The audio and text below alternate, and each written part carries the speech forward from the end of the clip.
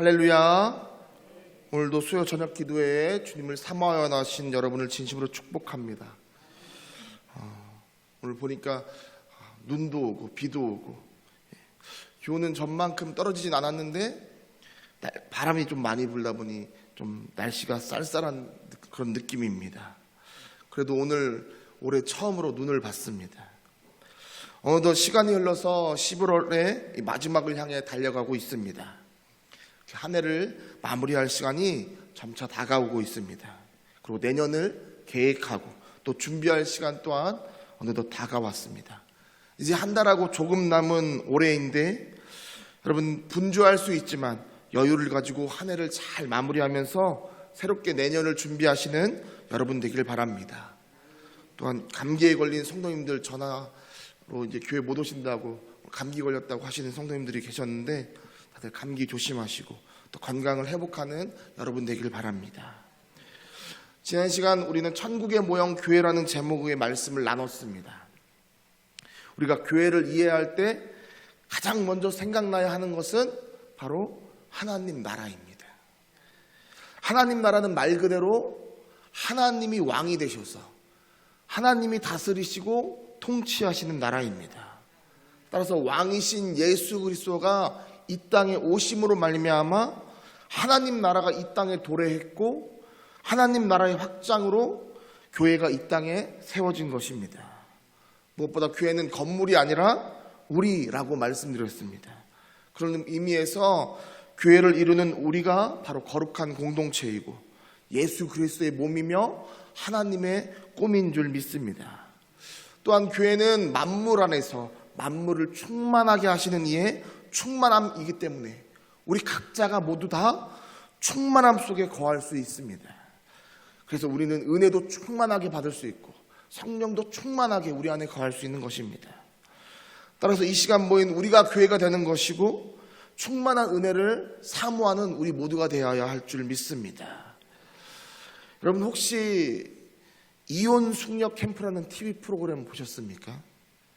우연찮게 이혼 숙녀 캠프라는 그런 JTBC에서 하는 방송을 봤는데, 이혼을 고민하고 있는 이런 각각의 부부들이 나와서 자신들의 삶의 내용을 또 돌아보고 원인을 찾아가면서 다시 한번 곰곰이 생각하면서 이혼을 숙려해보고 또 고민하는 그런 과정을 보여주는 프로그램입니다. 근데 프로그램을 너무나 잘 만들었습니다. 프로그램 안에 부부들이 등장하다 보니까 삶이 녹아져 있습니다. 그래서 아픔도 있고 슬픔도 있고 다툼도 있고 또 절망도 있습니다. 또 반대로 사랑도 있고 기쁨도 있고 화해도 있고 소망도 있습니다. 보다 보면 공감도 하게 되고 또 아쉬움도 묻어나고 때론 눈물도 흘리게 됩니다. 근데 이 프로그램에 이 특징이 있습니다. 한 부부를 대상으로 하는 것이 아니라 세 부부가 함께 나온다는 것입니다. 심지어 심리극을 할 때에는 모든 부부가 함께 참여하면서 각자의 부부의 모습을 바라봅니다. 그러면서 다른 부부의 문제점도 함께 보고 그를 통해서 자신들의 모습도 돌아보게 됩니다. 분명 세 부부이고 이혼을 생각하는 이유 또한 다 각자 다르지만 그들은 서로를 보면서 배우고 깨닫게 됩니다. 그렇게 3일이라는 이 이혼 숙려 기간을 통해서 어린 시절의 상처로 인해서 이 발생된 일들도 발견하게 되고 때론 배우자의 아픔도 이해하게 됩니다. 놀라운 것은 중이 제 머리 못 깎는다고 분명 다들 문제가 있어서 이 자리에 나왔는데 놀랍게도 다른 부부들에게는 충고는 기가 막히게 한다는 것입니다. 아무튼 그렇게 분명 세 부부였지만 어느덧 서로가 도움을 주고받게 돼서 마치 한 팀처럼 되어가는 모습도 보여줍니다. 이 프로그램을 보면서 서로에게 투자하는 이 3일간의 시간이 없는 그 우리네 삶이 안타깝기도 했고, 반면 이 짧은 시간 동안 서로를 돌아보면서 다시 새 힘을 찾아가는 모습에 희망을 보기도 합니다. 그러면서 문득 교회가 생각났습니다. 세상의 사람들도 상담과 치료로 이렇게 제자리를 찾아가고 있는데 과연 하나님의 나라가 임한 결과라고 하는 이 교회는 현재 어떤 상태인가 라는 생각이 들었습니다. 바라옵기는 오늘 말씀을 통해서 교회의 본질이 무엇인지 다시 한번 깨닫는 시간 되길 바랍니다. 먼저 우리가 하나님을 믿기 전에는 어떤 존재였습니까? 우리 본문 11절 12절 말씀을 함께 읽겠습니다. 그러므로 생각하라. 너희는 그때 육체로는 이방인이요 손으로 육체에 행한 할례를 받은 무리라 칭하는 자들로부터 할례를 받지 않은 무리라 칭함을 받는 자들이라. 그때 너희는 그리스도 밖에 있었고 이스라엘 나라 밖의 사람이라. 약속의 언약들에 대하여는 외인이요 세상에서 소망이 없고 하나님도 없는 자이더니. 그럼 바울이 이방인을 표현하는데 하나님 알기 전 우리가 이방인이었다라고 말하면서 육체로는 이방인이요 또 할례를 받은 사람들, 즉 유대인들에게는 사람 취급받지 못하는 할례를 받지 않는 무리라고 손가락질 당했던 그런 자들이었고, 그리스도와 전혀 상관없는, 하나님과의 약속과는 전혀 상관없는 외인이었고 소망도 없고 하나님도 없는 자들이라고 우리를 설명합니다. 여러분, 이것이 바로 우리의 모습입니다. 그러나 놀랍게도 이방인에게도 약속에 참여한 이 이스라엘 백성들처럼 하나님 나라의 백성이 될 기회가 열려졌습니다. 여러분, 어떻게 그것이 가능해졌습니까? 우리 본문 13절 말씀도 함께 읽겠습니다. 이제는 전에 멀리 있던 너희가 그리스도 예수 안에서 그리스도의 피로 가까워졌느니라. 그렇습니다. 바로 이 예수 그리스도의 피, 이 보혈로 인해서 우리는 하나님 나라의 백성이 된 것입니다. 십자가의 보혈로 우리가 대속의 은혜를 받은 것뿐만 아니라 우리는 하나님의 백성이 되었고 하나님의 자녀가 되었습니다. 이것이 바로 교회입니다. 구약시대에서는 유대인만이 하나님께 선택받은 민족이었습니다. 물론 하나님은 그 유대인을 통해서 하나님의 사랑을 온 세상에 전하고자 하셨습니다. 그러나 유대인들은 하나님의 선택을 받은 것이 마치 자신들만의 특권으로 자신들만 누렸습니다. 하나님과의 뜻과는 전혀 다른 방식으로, 방향으로 흘러간 것입니다. 그래서 하나님은 자신의 독생자이신 예수 그리스도를 이 땅에 보내셨습니다. 그렇게 유대인과 이방인들로 갈라진 것을 새로운 하나로 만드십니다. 우리 본문 14절 말씀도 함께 읽겠습니다. 그는 우리의 화평이신지라 둘로 하나를 만드사 원수된 것 곧 중간에 막힌 담을 자기 육체로 허시고. 아멘. 사랑하는 성도 여러분, 예수님은 자기 육체 곧 십자가의 사랑으로 중간에 막힌 담을 허셨습니다. 그래서 둘을 하나로 만드셨습니다. 따라서 예수 그리스도는 구원자이실 뿐만 아니라 화평 그 자체이십니다. 그리고 그는 그의 사랑으로 말미암아 갈등과 분열을 막고 하나로 세워 가십니다. 우리 한번 사진을 한번 잠깐 보겠습니다.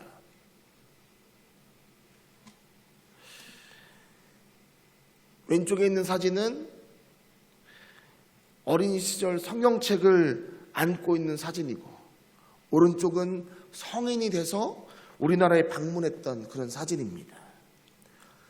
세상에서 가장 아름다운 사람 조엘이라는 이 책의 저자인 조엘이라는 분입니다.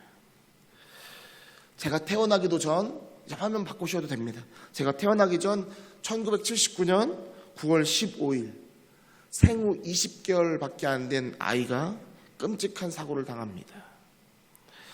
안타깝게도 40톤 트럭이 그의 가족들이 탄 승용차를 덮치면서 불이 나는 바람에 조엘은 온몸에 85%나 해당하는, 즉 기저귀를 차고 있던 그 부분만 빼놓고는 온몸에 3도 이상의 화상을 입고 맙니다.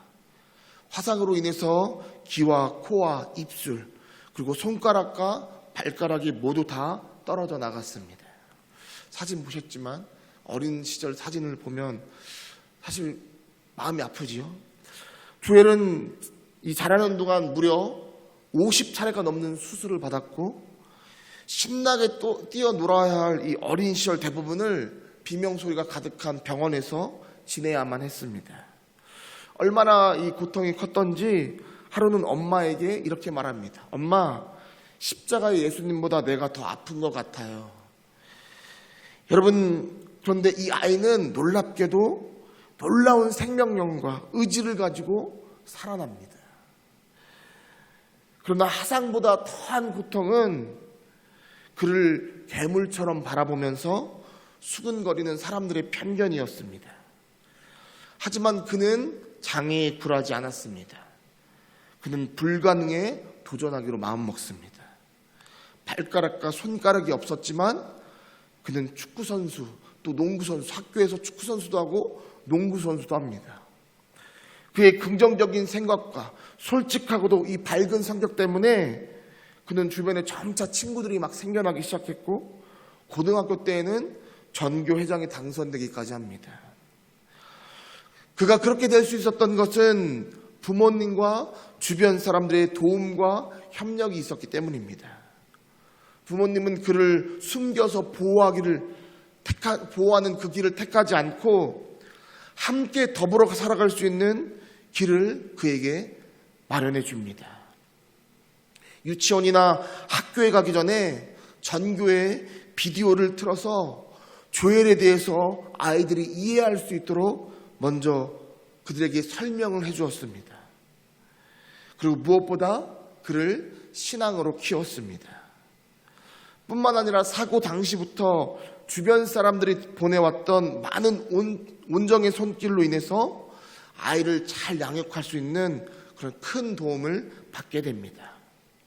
이후 그는 미국 전역에서 활약하는 매우 인기 있는 강사가 되었고, 복음 전도자라고 불렸던 이 빌리 그레암 목사님 앞에서도 함께 또 연설을 하기도 했습니다. 미국의 주지사들도, 때론 대통령들도 그에게 찬사를 보냈습니다. 그렇게 조엘의 교통사고가 난 지 18년 지난 후에 드디어 교통사고를 냈던 이 가해자를 잡게 됩니다. 법정에서 가해자 앞에 선 조엘이 이렇게 말합니다. 당신은 저와 저의 아버지, 어머니 행복을 모두 빼앗아 갔습니다. 그러나 우리 가족을 위해 기도하는 수많은 사람들의 기도를 빼앗지 못했습니다.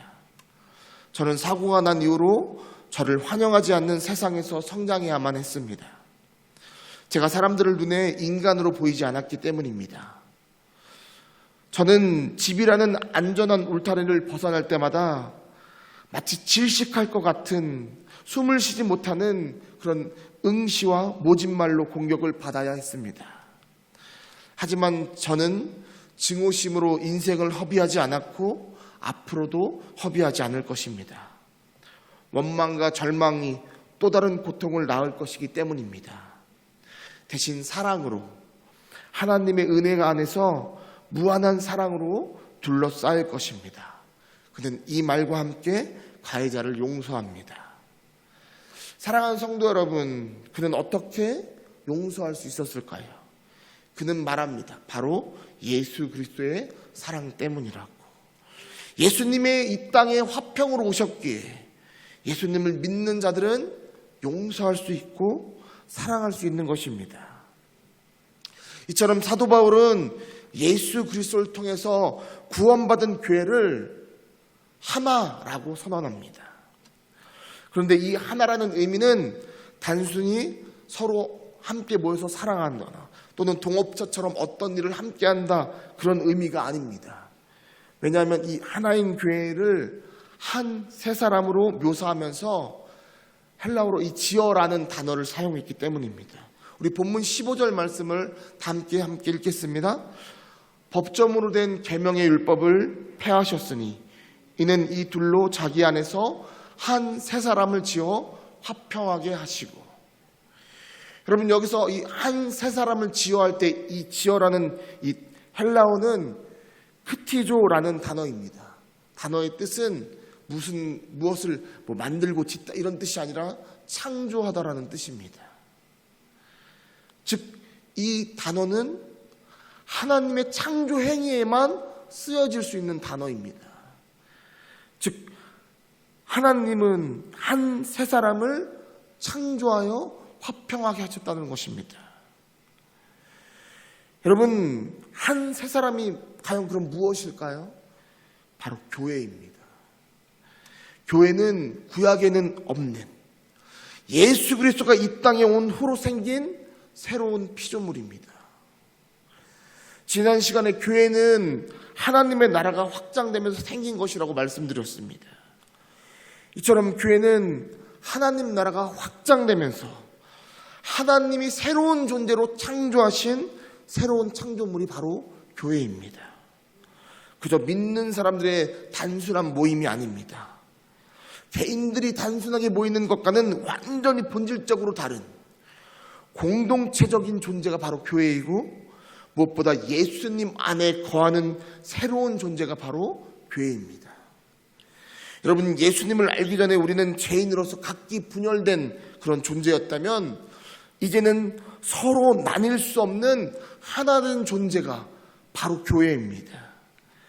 그래서 정확히 말하자면 하나 되는 교회라고 할 때 이 하나 되는 교회의 의미는 이제 앞으로 우리가 하나 되자가 아니라 이미 한 몸이자 하나인 존재가 상처 때문에 좀 잘못됐다면 우리 다시 회복하자, 이런 의미가 바로 되는 것입니다. 사랑하는 성도 여러분, 만약에 여러분이 손을 다쳤다면 여러분 어떻게 하시겠습니까? 여러분 손을 다쳤다면 손을 잘라냅니까? 아닙니다. 병원에 가서 손을 치유하죠. 맞습니다. 손이 내 일부이기 때문입니다. 머리가 고장나지 않은 이상 우리는 우리의 몸을 소중하게 여깁니다. 그렇다면 여러분이 정말 교회가 예수 그리스도의 몸이라고 믿는다면, 그리고 우리가 교회라고 믿는다면 소외되고 몸이 아프거나 마음이 연약한 성도들을 과연 우리는 어떻게 대해야 하겠습니까? 그리스도인들은 나는 죽고 예수로만 사는 자들입니다. 이 말은 나는 죽고 교회라는 새로운 공동체 안에서 예수 그리스도로 말미암아 살아간다는 것을 의미합니다. 앞서 예하로 든 이 조엘이란 청년에게, 이제는 중년이 되겠지만, 이 부모와 이 주변의 도움이 없었다면 그는 살아가지 못했을 것입니다. 그러나 그는 예수 그리스도의 사랑과 또 공동체의 도움으로 이겨내고 누구보다 아름답게 이 세상을 살아가고 있습니다. 코로나를 겪으면서 일명 가난한 성도들, 즉 교회를 나가지 않으면서 개인주의적인 신앙생활을 하는, 즉 안 나가 성도들이 참 많이 생겼습니다. 저는 개인적으로 너무나 가슴이 아픕니다. 교회는 예수 그리스도를 머리로 하는 완전히 새로운 공동체 존재인데, 완전히 새로운 창조물인데, 마치 이기적인 태도로 나 자신과 나의 가족만을 돌보는 것이 마치 하나님의 교회를, 하나님이 세우신 그 교회라고 바라보는 것 같아서 개인적으로 가슴이 너무나 아픕니다. 물론 교회 안에서 상처를 입는 분들 또한 매우 많습니다. 그리고 그 원인 중 1위가 설문조사에서 목사라고 나온 것 때문에 개인적으로 부끄럽고 또 죄송한 마음도 듭니다. 그러나 그럼에도 교회의 머리는 목사가 아니고 예수 그리스도이기에 우리는 스스로 교회됨을 믿고 하나됨을 힘써 지켜가면서 살아가야 합니다. 며칠 전 어린이부 행사 때 기쁨이가 눈을 좀 다쳤습니다. 그때 제가 더 많이 적극적으로 대처했다면 하는 아쉬움이 있었습니다. 김순영 권사님에게 전화로 자초지건 설명드렸는데 권사님이 병원에 데려갈 거니까 집으로 데려오라고, 그래서 아무 생각 없이 집에 데려다 줬습니다. 그런데 그 후에 결과가 좋지 않았습니다. 김순영 권사님을 훗날 찾아가서 권사님 죄송합니다라고 말씀드렸는데 권사님이 놀랍게도 오늘 이 말씀을 하시더라고요. 교회의 머리는 예수 그리스도신데 교회에서 신앙생활 하다 보면 이런 일도 있을 수 있고 저런 일도 있을 수 있지요. 그래도 우리는 신앙을 잃지 않으면 됩니다 라고 얘기해 주시는 겁니다. 사랑하는 성도분, 이것이 참된 믿음이며 그것이 가장 하나님이 기뻐하시는 것인 줄 믿습니다. 그래서 에베소서 4장 3절 말씀에 보면 이렇게 말씀하고 있습니다. 우리 에베소서 4장 3절 말씀 함께 읽겠습니다. 평안에 매는 줄로 성령이 하나 되게 하신 것을 힘써 지키라. 사랑하는 성도 여러분, 세상으로부터 구별된 거룩한 무리인 이 성도가 성령이 하나 되게 하신 교회를 힘써 지켜야 하는 것은 의무입니다. 바라옵기는 평안이라는 강력한 줄로 교회를 힘써 지키는 저와 여러분 되기를 주님의 이름으로 축원합니다. 말씀에 순종하는 자에게는 반드시 하나님의 축복이 임할 줄 믿습니다. 층간소음이 사회적 문제가 된 지 이제 오래됐습니다.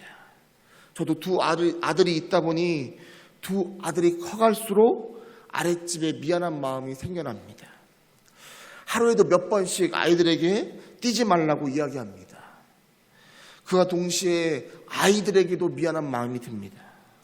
한참 뛰어다녀야 할 그 시기에 그렇게 하지 못하게 하는 그 부모로서 또 마음도 아픕니다.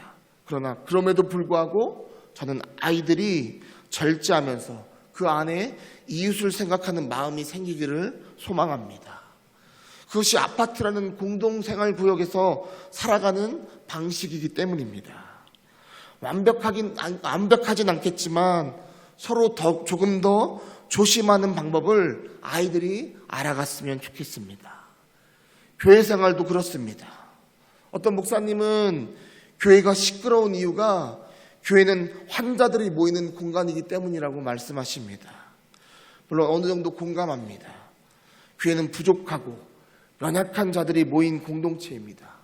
때론 상처가 깊은 사람들이 있을 수도 있고 살아온 삶과 방식이 다르기 때문에 바라보는 시각이 다를 수 있어서 때론 다툼이 있을 때도 있습니다.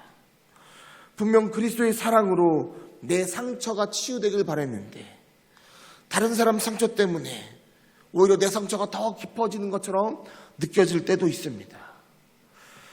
아무리 상식적으로 생각하려 해도 이해가 되지 않을 그럴 때도 있습니다. 그런데 성도 여러분, 하나님이 이걸 모르셨을까요?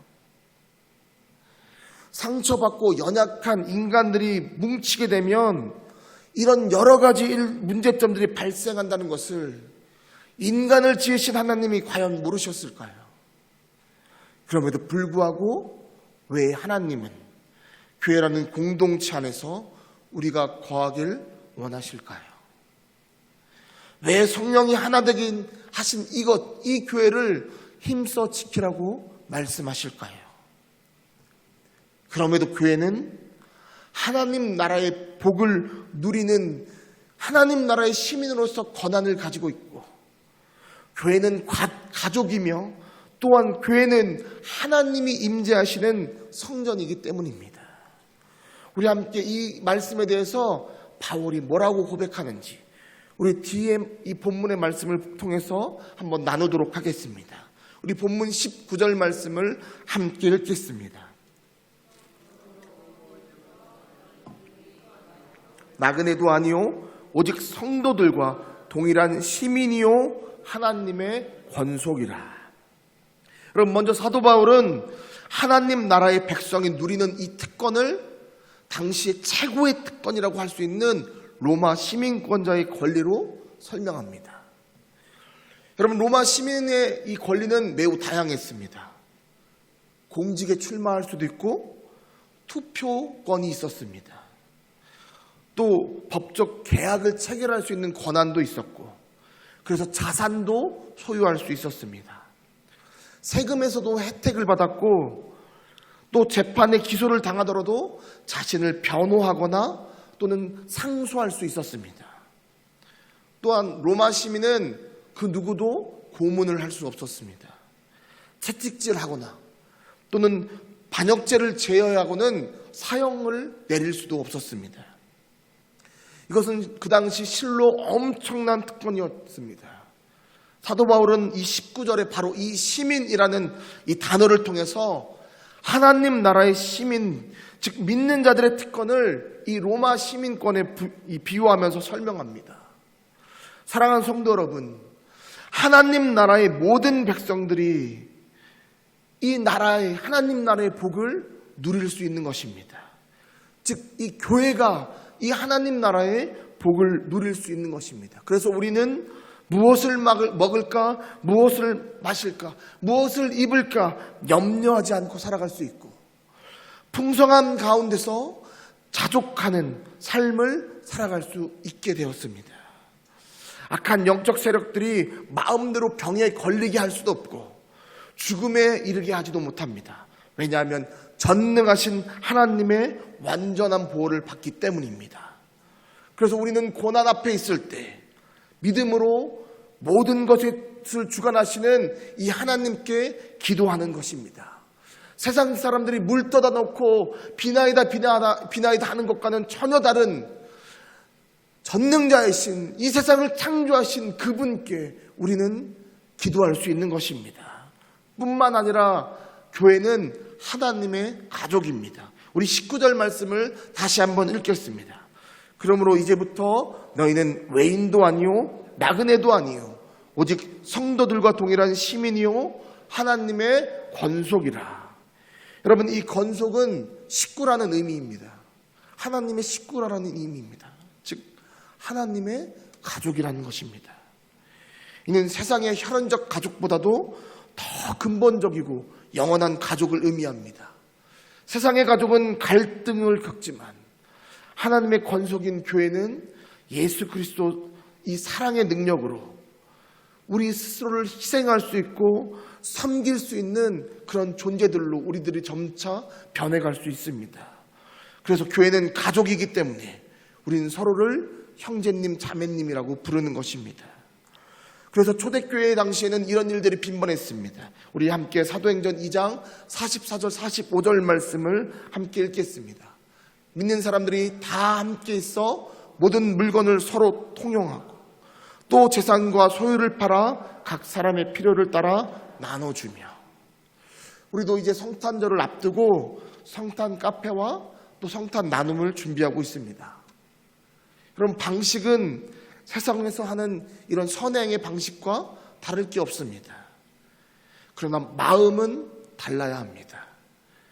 함께 나누는 그런 마음을 뛰어넘어서 내 가족에게 나누어 주고 내 가족을 섬기는 마음으로 준비해야 되고 진행돼야 될 줄 믿습니다. 더 나아가 교회는 하나님이 거하시는 성전입니다. 구약 성경에서 성전은 하나님이 거하시는 것이었고 그의 백성을 만나주시는 곳이었습니다. 그런데 오늘 본문에서 하나님의 영광과 은혜로 가득 찬 성전이 바로 교회라고 선언합니다. 우리 21절 말씀도 함께 읽겠습니다. 그의 안에서 건물마다 서로 연결하여 주 안에서 성전이 되어가고. 여러분, 구약의 성전은 그냥 모형에 불과합니다. 여러분, 실제로서의 참된 성전이 이제 나타났는데 그것이 바로 교회입니다. 요한복음 2장에 보면 예수님은 유대인들이 표적을 보여달라고 하실 때 성전을 허물라고 말씀하십니다. 그러면서 사흘 만에 성전을 일으키려겠다고 말씀하심으로 자신의 성전임을 드러내십니다. 또한 자신을 통해서만 하나님께 나와 예배를 드릴 수 있다라고도 말씀하십니다. 우리 요한복음 4장 24절 말씀도 함께 읽겠습니다. 하나님은 영이시니 예배하는 자가 영과 진리로 예배할지니라. 사랑하는 성도 여러분, 영과 진리가 누구십니까? 바로 예수 그리스도이십니다. 예수 그리스도만을 통해서만 우리는 하나님 앞에 나아가 예배를 드릴 수 있는 것입니다. 예수님이 십자가에서 돌아가실 때 다 이루었다라고 외치실 때 어떠한 일이 벌어집니까? 지성도에 들어가는 길을 막았던 그 휘장이 위에서부터 아래로 찢어집니다. 그 결과 이제 교회는 예수 그리스도의 보혈을 의지하여 하나님께 나아가 그분을 바라며 그분께 은혜 가운데 예배를 드릴 수 있는 유일한 존재가 되었습니다. 사랑하는 성도 여러분, 예수 그리스도가 없으면 교회는 아무것도 아닙니다.